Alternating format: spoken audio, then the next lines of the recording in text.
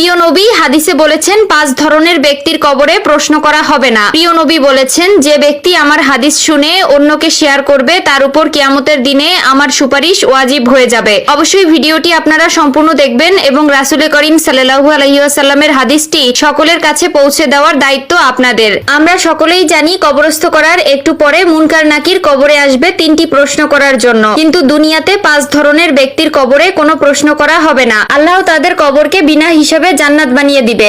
আমাদের 5 ধরনের ব্যক্তি সম্পর্কে জানা উচিত। এই 5 জন ব্যক্তির ভিতর আল্লাহ যেন আমাদেরকে শরীক করেন, আমিন। 1 নম্বরে, ওই ব্যক্তির কবরে প্রশ্ন করা হবে না যিনি শহীদ হয়েছেন।